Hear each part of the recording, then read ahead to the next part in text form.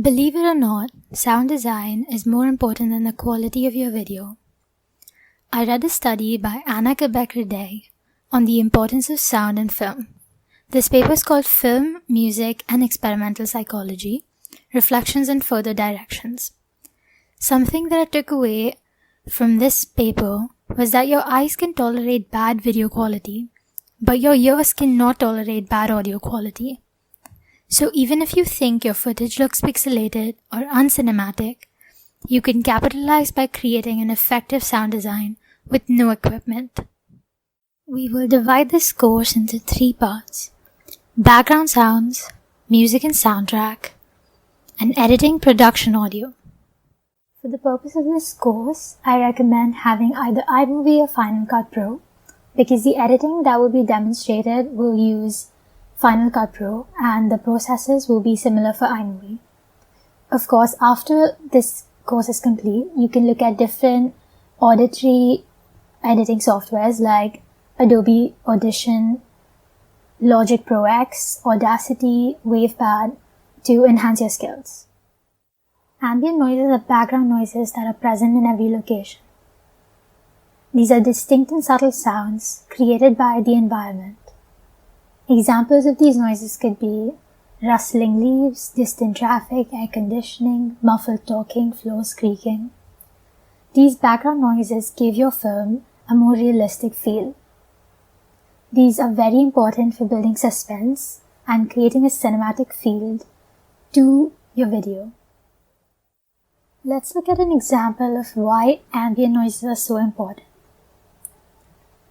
This is a scene from my short film that I made a couple months ago.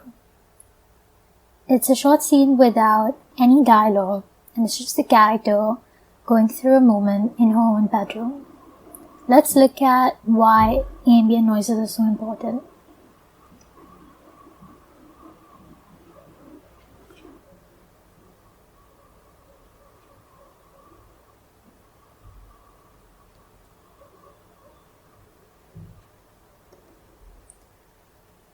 Because this was filmed on a DSLR, the audio quality isn't that clear, so we cannot pick up the subtle ambient noises that are present throughout the video. For example, when she's breathing, we can't hear anything, which is very discerning. So we can recognize then that is one place where, as the editor, I need to add ambient noises. The second would be when she picks up the magazine. I would imagine that one would be able to hear ruffling of paper. So that's another place where we could add ambient noises.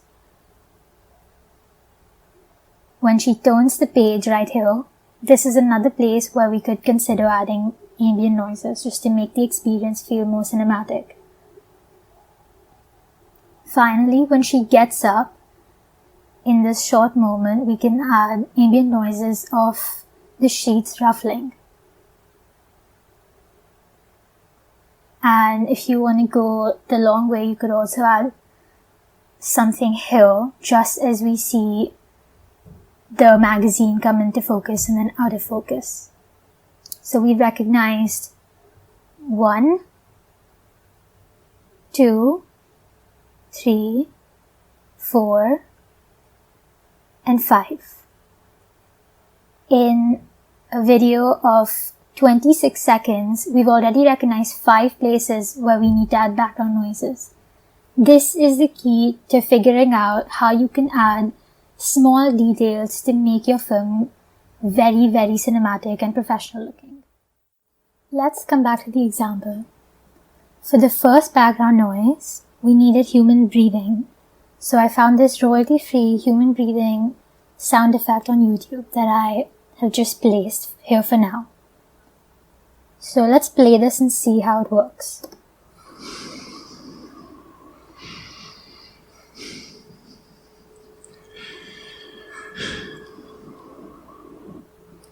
So the audio itself goes beyond the video part of how long she's breathing in that way for. So we need to cut the audio part according to the video. This is called mapping. It's very simple if you have basics in editing, but it's still something very important to know. And because this is more vague, it's easier to do, but the more specific your sounds are, the harder it'll be to map it to the actions in the video. So for example, if you have computer typing or texting sounds, your sounds would have to be at the same rate at which the actor is typing or texting. And that is something you will have to pay close attention to. So for this video, I would say that this is where she stops breathing, so this is where I will cut.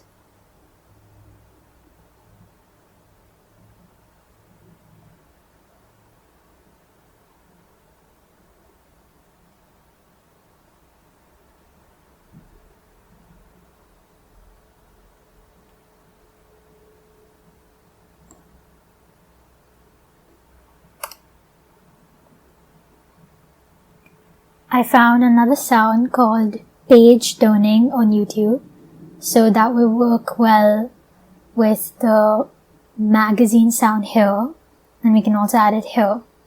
So what I'll do is I'll repeat the same sound for the two actions, because the sound, I would imagine that the sound would be pretty much the same.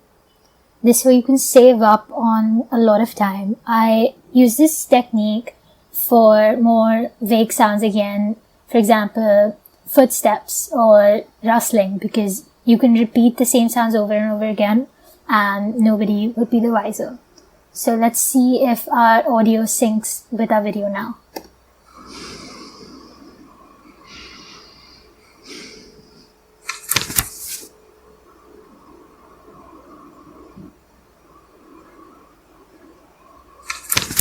So right there, the audio is a little late, so maybe I'll move that behind and play just that part again.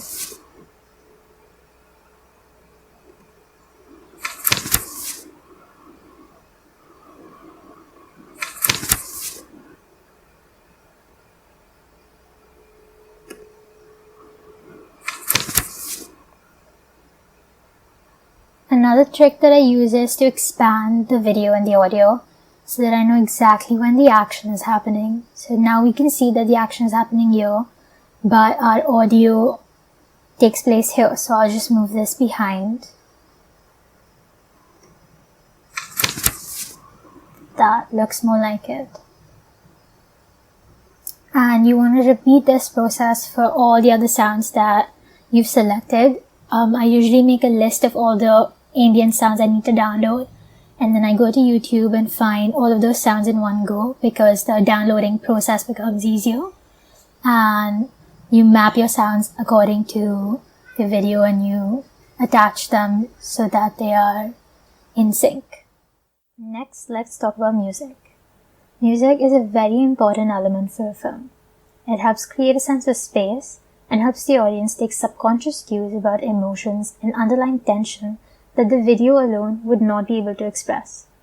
Music can also help you enhance critical moments in your film to build suspense and add a cinematic feel.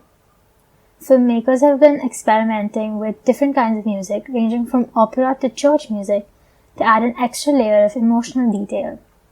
Here's an example of expert filmmaker Denis Villeneuve's use of tapping sounds to be able to create a cinematic feel to his movie Arrival.